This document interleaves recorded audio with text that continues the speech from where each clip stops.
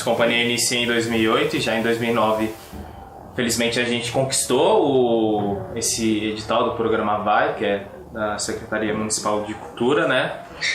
E lá tinha uma galera, que a gente era o segundo ano da Descompanhia, né?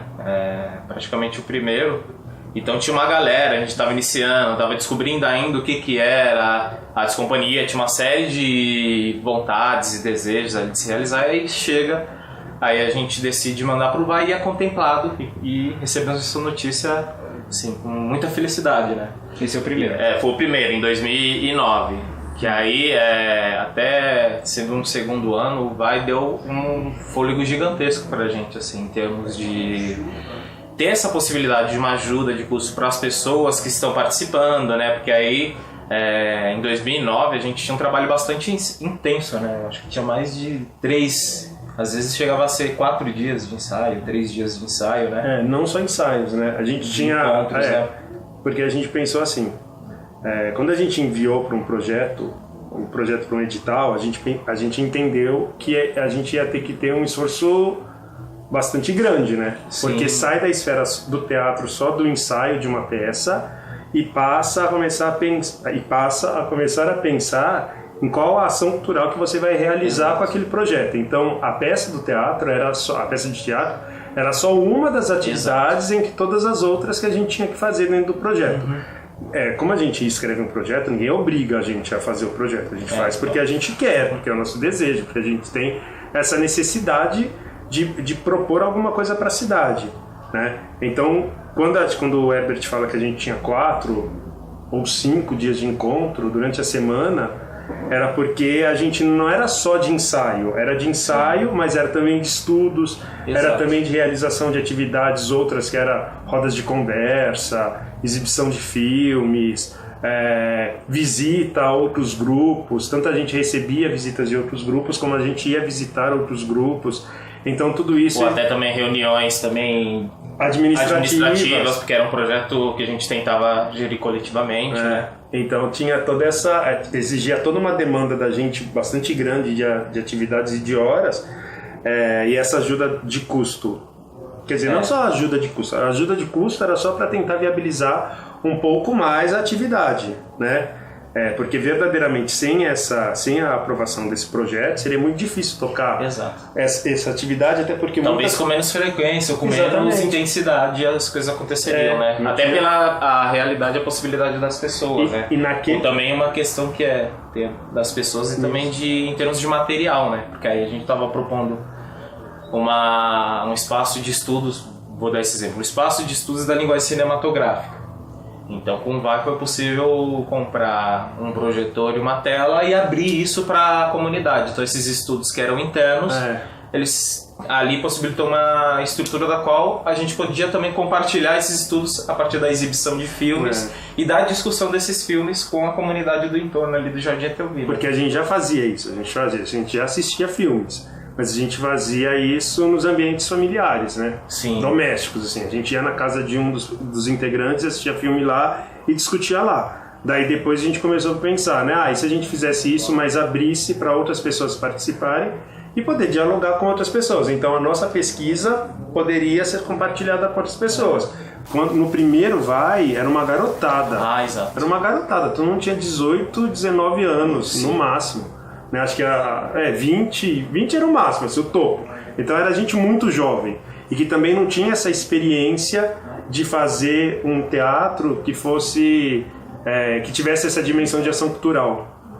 Só quando o VAI entrou, né, de maneira que a gente pôde solidificar ainda mais essa inquietação, que era um desejo, as pessoas queriam. Mas elas não sabiam como fazer inicialmente, né? Assim, tem o desejo de fazer um teatro que não seja só a apresentação de um espetáculo. Mas como que faz? Como que é administrar um projeto que tem cronograma, tem atividades a serem cumpridas, tem um orçamento? Aí você começa, de alguma maneira, a pensar a arte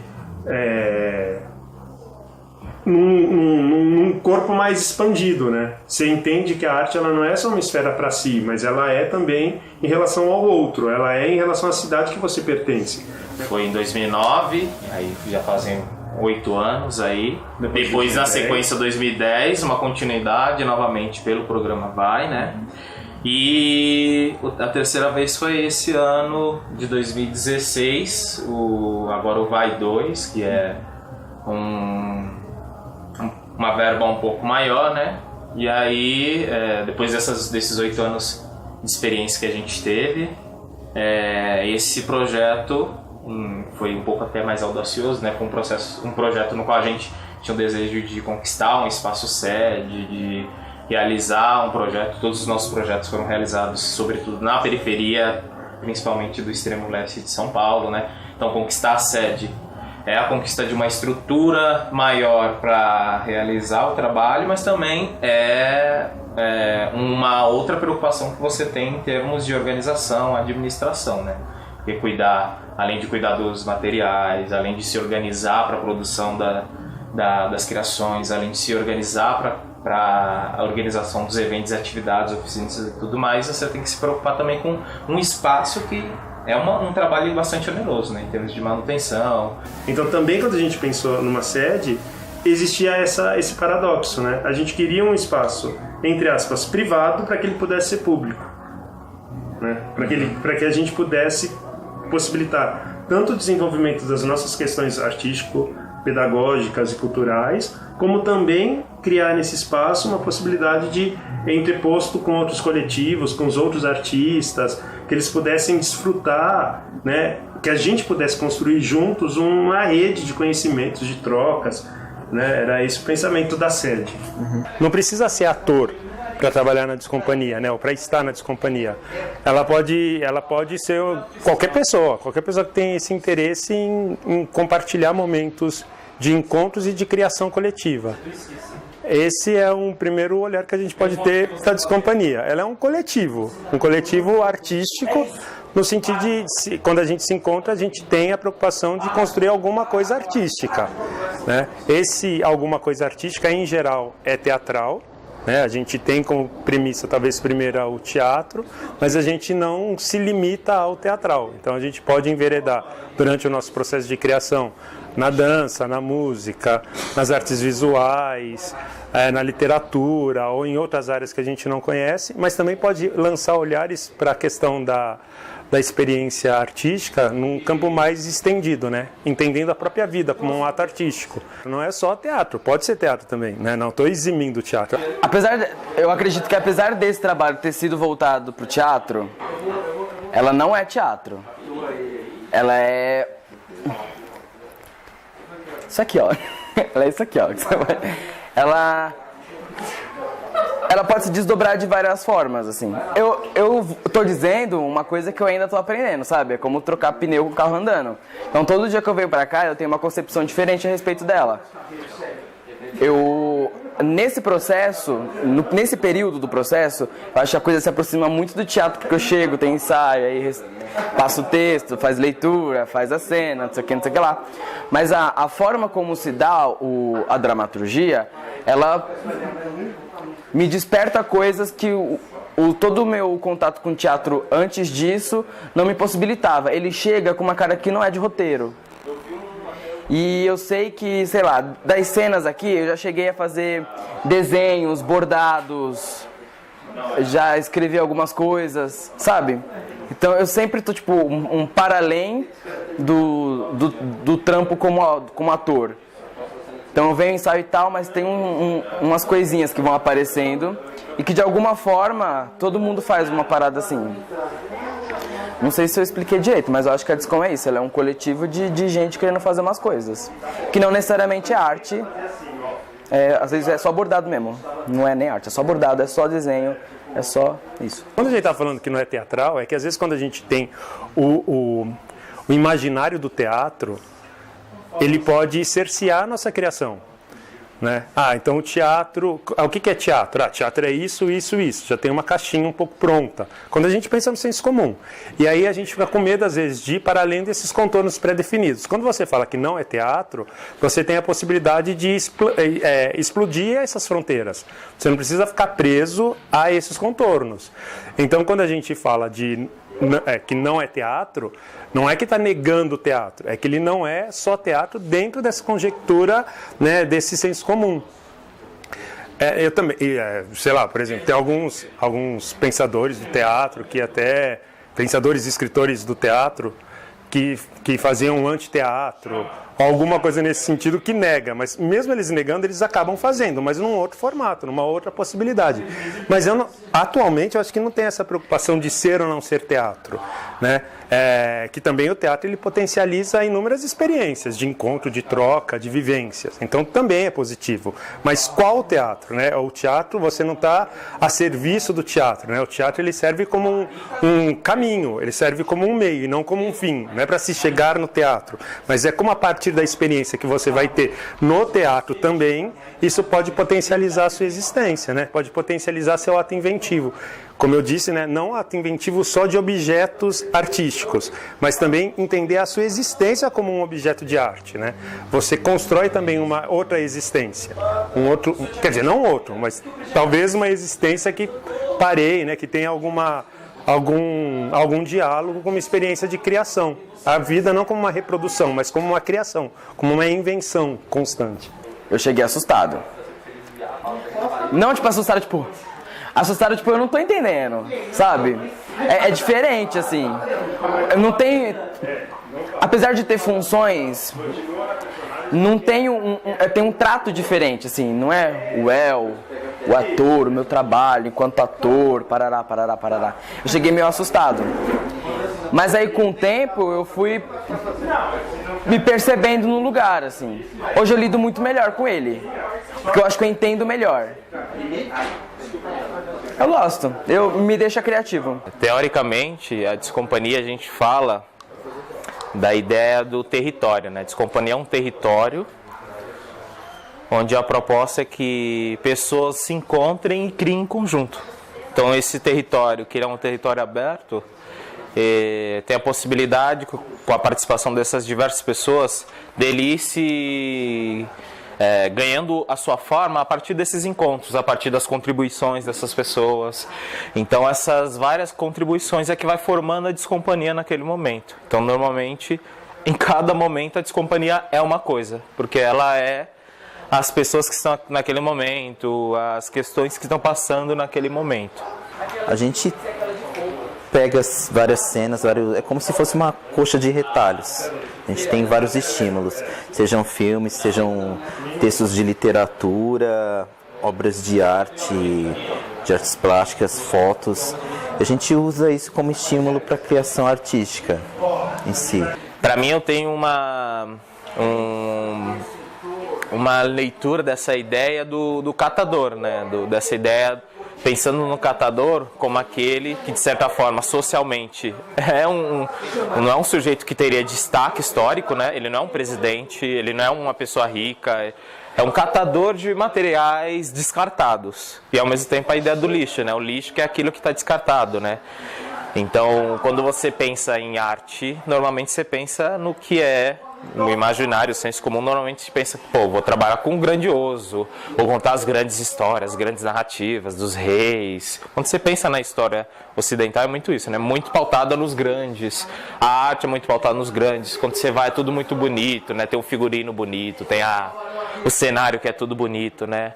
E se a gente subvertesse isso e trabalhasse com aquilo que é excluído, que está à margem, mas que existe na vida, né?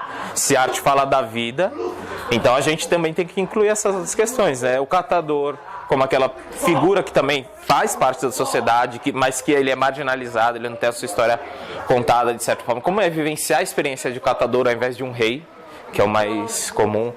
Ou como é lidar com materiais não nobres, né? Como que é subverter essa coisa da arte, lidar com o não nobre, que também é parte da vida, né? O que é o erro, o descartado, tudo isso que a gente exclui também faz parte. Então cada um tem a sua experiência, o muro, a ideia da construção, né? O espaço, pensando o que eu vejo também novamente essa desconstrução do imaginário. Atualmente a gente está indo muito por essa, entre essas, via negativa. Não quer dizer que não tenha que ser, possa ser bonito também, não possa, mas nesse momento a via que a gente está querendo criar é outra, né? De sacralização da arte, de ruptura com essa ideia da beleza como a única forma de expressão artística, né? Como que é lidar com aquilo que é mais tosco, né? Que é mais chão. Tem coisa que chega e a partir dessas coisas cenas aparecem, dramaturgia aparece, discursos aparecem e tem é como se fosse uma via dupla assim. Tem coisa que é daqui pra fora, tem coisa que é de fora pra dentro. O carrinho, a intervenção são coisas que vêm de fora pra dentro. E de alguma forma elas refletem diretamente no resultado cênico ou dramatúrgico da coisa, sabe? É diferente lidar com esse espaço aqui, né? Tem umas coisas aqui que a gente não vê em outros lugares. Isso me pega muito, por exemplo, em composição das personagens.